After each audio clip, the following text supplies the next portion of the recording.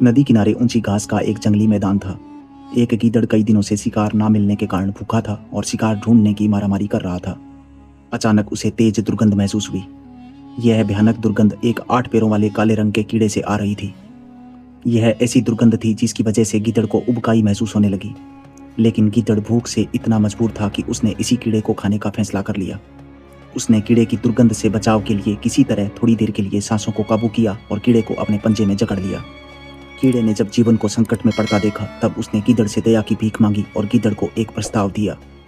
उसने गीदड़ से कहा, मेरे जैसे मामूली कीड़े को खाकर तुम्हारी भूख तो नहीं मिटेगी, और अगर फिर भी तुमने मुझे खा भी लिया तो मेरे जहरीले और बदबूदार शरीर को तुम बचा भी नहीं पाओगे। इसलिए व्यर्थ ही मुझे मारने की बजाय अगर मेरी जान बख्श दो तो मैं तुम्हारे काम भी आ सकता हूँ। उसका यह प्रस्ताव सुनकर गीदड़ हैरान हुआ और कीड़े से पूछा, तुम इतने छोटे और बदबूदार हो, तुम भला मेरे क्या ही काम आ सकते हो?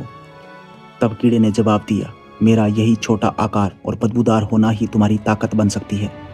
गीदड़ को असमंजस में देखकर कीड़े ने बोलना जारी रखा और गीदड़ से कहा, अगर तुम मुझे अपने साथ रखो तब मेरे शरीर से निकलने वाली भयानक बदबू तुम्हारे चारों तरफ तीखी दुर्गंध का एक वातावरण बनाए रख सकती है, जिसकी वजह से कोई भी बड़ा शिकारी तुम्हारे आसपास भी भटकना पसंद नहीं करेगा और तुम्हें एक सुरक्षा कवच हासिल हो जाएगा।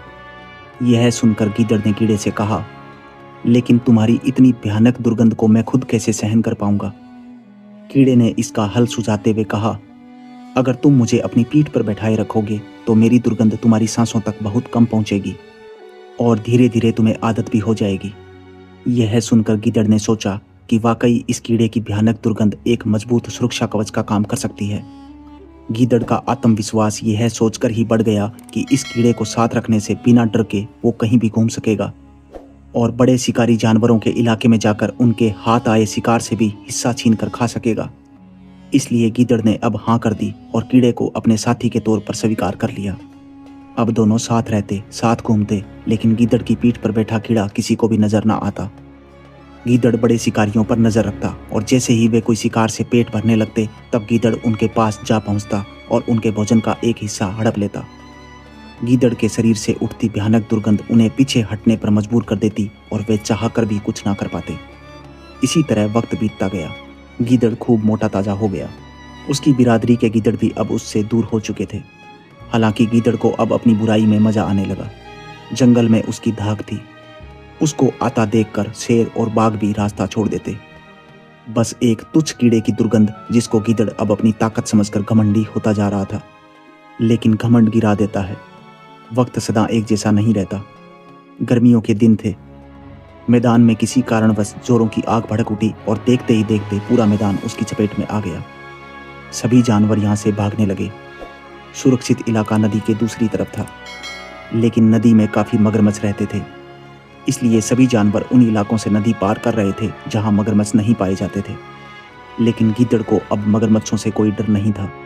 वो नदी के उस हिस्से में ही उतर गया जहां मगरमच्छों की भरमार थी। जैसे जैसे नदी में आगे बढ़ता गया, पानी थोड़ा गहरा और बहाव तेज होने लगा। नदी की तेज लहरें गीदड़ के पूरे शरीर को भिगोने लगी। पीठ पर बैठे कीड़े से जब पानी टकराया तो उसे डर सताने लगा। बुराई तब तक ही साथ देती है जब तक उसकी अपनी सुरक्षा बनी रहे। कीड़े ने तुरंत ही पंख खोले और उड़ान भरी। गीदड़ को बिना बताए वो उड़कर नदी के पार जा पहुंचा। लेकिन गीदड़ बेखबर था और आगे बढ़े जा रहा था। मगरमच्छों ने जब अकेले गीदड़ को नदी पार करते देखा तो उन्होंने हमला कर दिया। एक ही झटके में गीदड़ काल का ग्रास बन गया। बुराई छिपकर अपना असर दिखाती है। इसलिए बुराई हमेशा कुछ मजबूर और लालची लोगों की पीठ पर सवार होकर आगे बढ़ती है।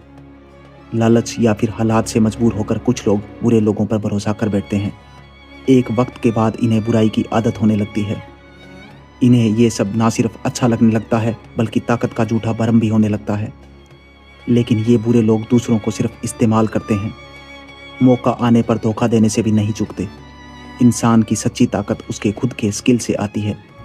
साथियों, आप इस विषय पर क्या सोचते हैं? कृपया अपनी राय कमेंट बॉक्स में हमें बताएं। एक विनम्र निवेदन, इस चैनल की सभी कहानियां चैनल के लेखक की लिखी हुई मौलिक रचनाएं हैं। इसलिए कृपया एक लाइक और सब्सक्राइब जरूर करें ताकि आगे भी हम आप तक रोचक कहानियां पहुंचा सकें।